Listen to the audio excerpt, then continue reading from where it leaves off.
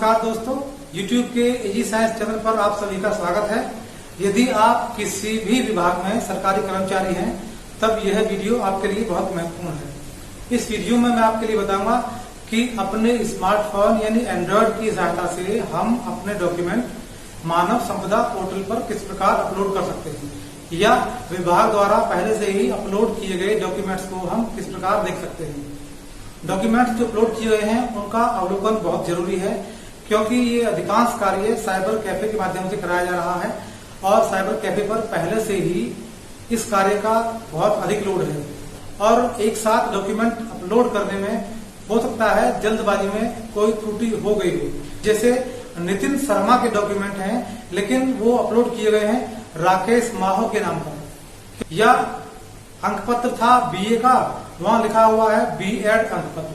इसलिए हमारे जो डॉक्यूमेंट विभाग द्वारा अपलोड किए गए हैं उनको अवलोकन करना बहुत जरूरी है कि हमारे डॉक्यूमेंट सही प्रकार से अपलोड किए गए हैं या नहीं। यदि कोई डॉक्यूमेंट अपलोड नहीं किया गया है, अपलोड किया जाना चाहिए था, तो आप उसे स्वयं भी अपनी आईडी से अपलोड कर सकते हैं। मानव संपदा पोर्टल के संबंध में अब से पूर्व में मैं 3 वीडियो बनाकर अपलोड कर चुका हूं। तीनों वीडियो का लिंक डिस्क्रिप्शन में दिया गया है, लेकिन वो तीनों ही वीडियो मुख्य रूप से लैपटॉप या कंप्यूटर पर आधारित थी। यह वीडियो कंप्यूटर या लैपटॉप के साथ साथ मोबाइल पर भी आधारित है, यानी हम संपूर्ण कार्य जो पहले कर चुके हैं 3 वीडियो में, वो कार्य फिर से कर सकते हैं अपने मोबाइल की सहायता से। मोबाइल में कुछ जरूरी सेटिंग्स आपको करनी है यदि पहले से नहीं हो रही है तो चलिए बिना देर के शुरू करते हैं आज की वीडियो। ले चलते हैं आपको अपने मोबाइल की स्क्रीन। देखिए, ये आपके फ़ोन की स्क्रीन है। यहाँ से मैं मेन्यू पर क्लिक करता हूँ तो ये आपके ऐप्स आपके सामने होते हैं। ये मेरे फ़ोन में सारे ऐप्स हैं। इसमें आप देखिए सबसे ऊपर दाएं तरफ 3 ब्राउज़र हैं, जिसमें पहला है फ़ोन का इनबिल्ट ब्राउज़र, दूसरा है क्रोम ब्राउज़र और तीसरा है ओपेरा मिनी ब्राउज़र। तो आपके फ़ोन में भी एक से अधिक ब्राउज़र हो सकते हैं जिन्हें आप यूज़ करते होंगे, लेकिन यहाँ इस काम के लिए हमें क्रोम ब्राउज़र को यूज़ करना है। तो चलिए मैं यहाँ क्रोम ब्राउज़र को ओपन कर लेता हूँ। ओपन करने पर ये पेज खुलता है क्रोम ब्राउज़र का, और यहाँ सर्च बार में मैं टाइप करता हूँ EHRMS। इतना टाइप करते ही पूरा एड्रेस ऑटोमेटिकली आ गया है सर्च हिस्ट्री से, क्योंकि मैंने पहले कई बार लॉगिन किया है, इसलिए यहाँ हिस्ट्री से ऑटोमेटिकली पूरा एड्रेस आ रहा है। हो सकता है आपके फ़ोन में ये पूरा एड्रेस ना आए, तो आपको EHRMS स्पेस UP सर्च करना है। सर्च करने के बाद कई लिंक आपको मिलेंगे, उसमें संभवतः नंबर 1 पर एक लिंक आएगा जिसमें लिखा होगा EHRMS.upsdc.gov.in। यही एड्रेस आपको वहाँ से चूज़ करना है। उसके बाद इसे ओपन करना है, तो मैं इस एड्रेस पर जाता हूँ, इस साइट को ओपन करता हूँ। तो ये मानव संपदा पोर्टल की वेबसाइट ओपन हो चुकी है आपके सामने।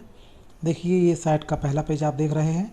इसमें यहाँ रजिस्टर्ड डिपार्टमेंट्स लिखा हुआ है, ऑरेंज कलर से एक बॉक्स बना हुआ है।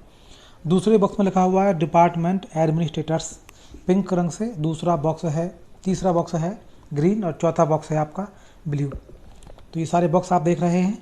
अब देखिए महत्वपूर्ण सेटिंग क्या है। यहाँ दाएं तरफ देखिए, सबसे ऊपर दाएं तरफ कोने में 3 डॉट्स आपको दिख रहे होंगे। जहाँ 1 लिखा हुआ है एक बॉक्स के अंदर, उस 1 के ठीक आगे 3 डॉट्स हैं। हमें इन्हीं 3 डॉट्स पर क्लिक करना है। मैंने क्लिक कर दिया है। क्लिक करने के पश्चात एक नई लिस्ट खुल जाती है विकल्पों की, जिसमें नंबर 1 पर है न्यू टैब और सबसे लास्ट में है हेल्प एंड फीडबैक। तो नीचे से आप उल्टा चलिए और देखिए नंबर 3 पर लिखा हुआ है डेस्कटॉप साइट। डेस्कटॉप साइट के आगे एक बॉक्स बना हुआ है, आपको इसी बॉक्स पर क्लिक करना है। ये मैंने क्लिक कर दिया है। देखिए दिखा रहा है, क्लिक करने के बाद इसका जो कलर है वो ब्लू हो गया है। तो मैंने क्लिक कर दिया है, और क्लिक करने के बाद देखिए इसका जो पहला पेज था वो थोड़ा चेंज हो गया है। जो पहले बॉक्स बन रहे थे ऑरेंज, पिंक, ग्रीन और ब्लू कलर के, अब वो पट्टियों में चेंज हो गए हैं। तो अब आपका जो फ़ोन है वो डेस्कटॉप मोड में आ गया है, यानी जो भी कार्य आप अपने डेस्कटॉप से करते थे, अब वही काम आप अपने इस स्मार्टफोन से करेंगे। इसका मतलब ये है कि ये जो वेबसाइट आपकी अब खुल रही है उसका जो लुक होगा वो बिल्कुल कंप्यूटर की भांति होगा, क्योंकि वेबसाइट जो डिज़ाइन की जाती है वो मोस्टली लैपटॉप या पीसी के अकॉर्डिंग डिज़ाइन की जाती है। तो जब हम किसी वेबसाइट को किसी मोबाइल में ओपन करते हैं, खोलते हैं, तो उसका डिज़ाइन कुछ डिफ़र होता है, या सभी विकल्प आपको मोबाइल पर नहीं मिलते या कुछ अलग तरीके से मिलते हैं। इसलिए जब आप अपने ब्राउज़र को डेस्कटॉप मोड पर कर लेते हैं, तब आपका फ़ोन एकदम डेस्कटॉप की भांति कार्य करता है। जो ऑप्शंस जिस तरीके से आपको डेस्कटॉप पर मिलते हैं, सेम वही ऑप्शन उसी क्रम में उसी तरीके से आपको अपने मोबाइल पर भी मिलेंगे। तो ये आपका अब जो पेज खुला हुआ है मानव संपदा पोर्टल का, वो कन्वर्ट हो गया है एकदम डेस्कटॉप मोड में। तो अब चलिए आगे चलते हैं। मैं थोड़ा जूम कर लेता हूँ इसको, देखिए, और दाएं तरफ आप देखेंगे लिखा हुआ है EHRMS लॉगिन। तो सबसे ऊपर देखिए आप, लिखा हुआ है EHRMS लॉगिन। मैं थोड़ा जूम करता हूँ दिखाने के लिए आपको। ये देखिए, तो इसी पर आपको यहाँ क्लिक करना है, EHRMS लॉगिन पर क्लिक करना है। ये मैंने क्लिक कर दिया है। क्लिक करने के बाद एक नई विंडो खुलती है लॉगिन करने के लिए। यहाँ पूछता है यूज़र डिपार्टमेंट। देखिए यहाँ एक बदलाव हुआ है। पहले पूछता था सारे विभागों को अलग अलग, यानी लिस्ट खुलती थी ड्रॉप डाउन, और उस लिस्ट में सभी विभाग होते थे, लेकिन अब बहुत शॉर्ट कर दिया है। केवल 2 ही यहाँ विकल्प मिलेंगे आपको। पहला है बेसिक एजुकेशन और दूसरा है all other except basic education. यानी 2 विकल्प हैं, बेसिक एजुकेशन और बेसिक एजुकेशन के अतिरिक्त अन्य सभी। तो यहाँ मुझे दूसरा विकल्प चुनना है, क्योंकि मैं सेकेंडरी एजुकेशन के लिए अपना अकाउंट ओपन करूँगा। नीचे है यूज़र आईडी, यानी आपका EHRMS कोड। मैं वो कोड तो मैंने यहाँ डाल दिया है अपना यूज़र नेम यानी यूज़र आईडी, पासवर्ड और कैप्चा कोड। कैप्चा कोड बहुत सेंसिटिव केस होता है, इसको आप बहुत ध्यान से भरेंगे, कहीं कोई मिस्टेक ना हो जाए। जो अक्षर कैपिटल है वो कैपिटल भरना है और जो स्मॉल है वो स्मॉल भरना है।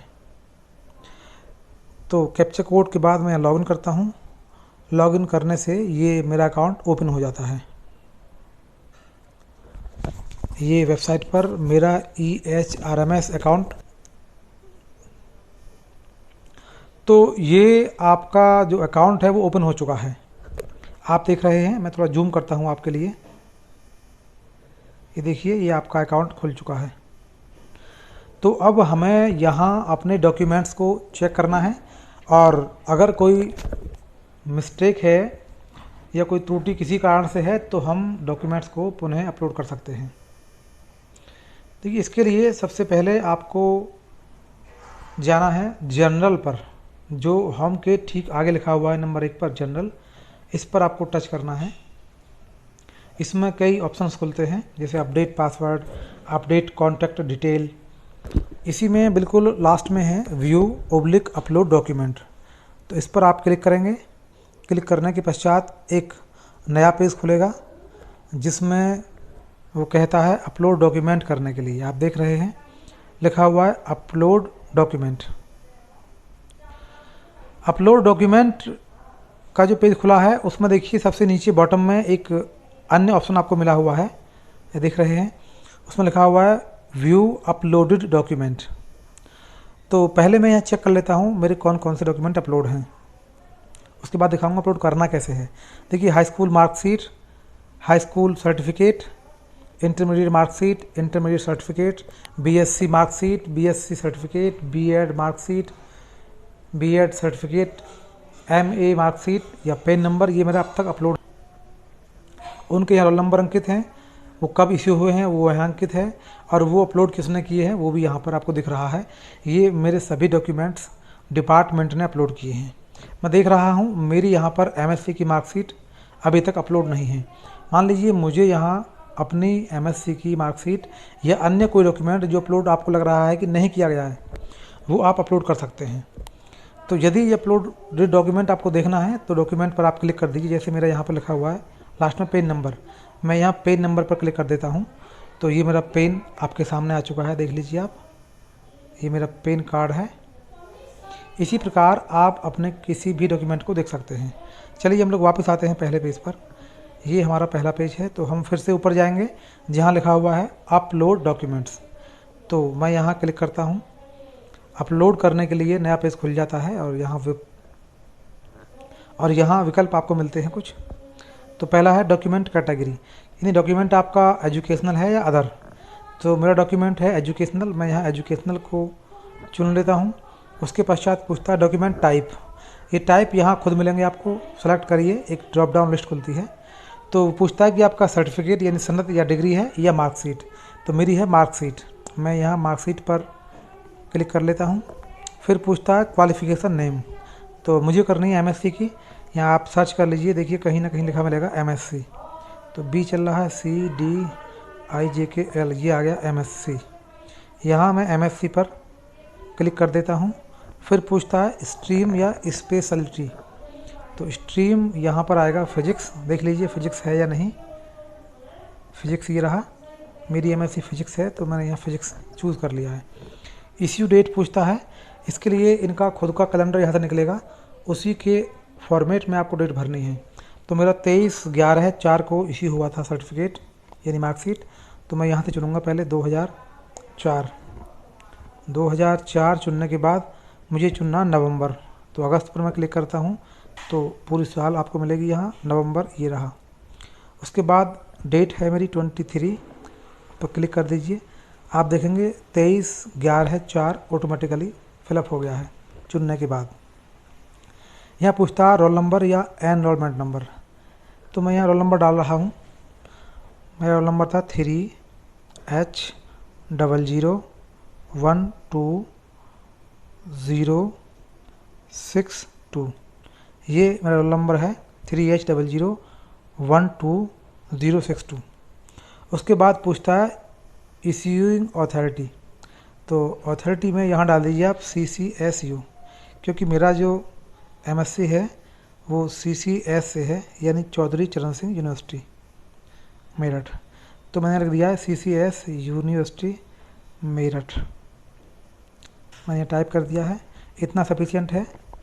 फिर कहता है चूज़ डॉक्यूमेंट या चूज़ फाइल। देखिए ये बताया था मैंने पहले भी, डॉक्यूमेंट्स का जो साइज़ है वो किसी भी कंडीशन में 100 KB से अधिक नहीं होना चाहिए। डॉक्यूमेंट आपका जो है वो PDF में हो सकता है, JPG में हो सकता है या JPEG में हो सकता है। तो मैंने अपनी मार्कशीट को पहले से ही साइज़ कम कर लिया है, कम करके रखा है फोल्डर में। मेरा साइज़ पहले से ही 100 KB से कम है और वो JPG फॉर्मेट में है।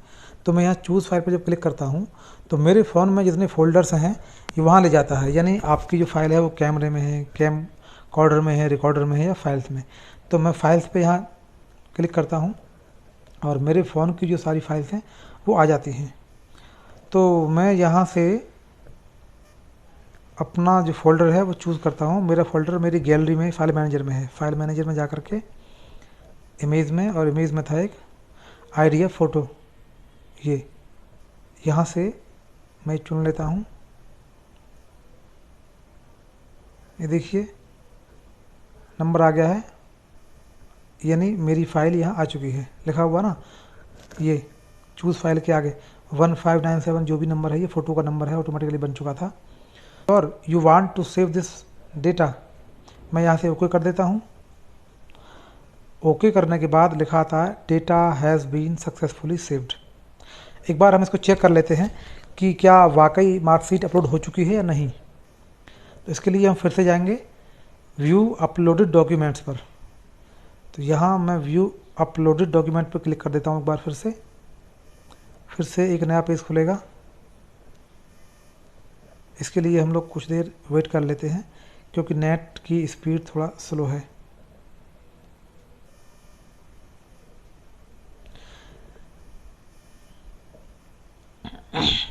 तो यहाँ से हम व्यू अपलोडेड डॉक्यूमेंट्स पर एक बार फिर क्लिक करते हैं। क्लिक करने पर एक नई लिस्ट खुल जाती है। आप देखिए अब से पहले केवल यहाँ 10 डॉक्यूमेंट्स थे और नंबर 11 पर एक नया यहाँ आपको लिखा आ रहा है MSc फिजिक्स, मार्कशीट, उसका रोल नंबर और इश्यू डेट। एक और चीज़ देखिए आप, लिखा रहा है अपलोडेड बाई, जो अब से पूर्व डॉक्यूमेंट थे वो सभी डिपार्टमेंट्स ने अपलोड किए थे, तो वहाँ दिखा रहा है डिपार्टमेंट, जबकि सबसे अंत में दिखा रहा है सेल्फ, यानी मैंने ये अपनी मार्कशीट खुद अपलोड की है। एक बार इसको चेक कर लेते हैं। देखिए ओपन करके, तो मैं यहाँ PDF के आइकन पर क्लिक करता हूँ। ये मार्कशीट देखो वही है जो मैंने अपलोड की थी, ये वही मार्कशीट पूरी ओपन हो चुकी है। ये देख लीजिए मेरा रोल नंबर है ये, और नीचे बॉटम पे है इसकी इश्यू डेट। यदि आप देख पा रहे हो तो इस प्रकार आप अपने किसी भी डॉक्यूमेंट को मानव संपदा पोर्टल पर अपने मोबाइल की हेल्प से भी अपलोड कर सकते हैं। सर्विस बुक भी आप यहाँ देख सकते हैं। और इसके अलावा महत्वपूर्ण जो यहाँ आपके लिए जानकारी के लिए है वो है लीव मॉड्यूल। मैं इस पर अलग से वीडियो लेकर के आऊँगा बाद में। तो चलिए दोस्तों, आशा करता हूँ आप ये वीडियो में समझ गए होंगे कि किस प्रकार आपको अपने डॉक्यूमेंट्स को देखना है और किस आपको अच्छी लगी हो तो वीडियो को लाइक कीजिए, शेयर कीजिए और हमारे चैनल को सब्सक्राइब कीजिए। वीडियो देखने के लिए धन्यवाद।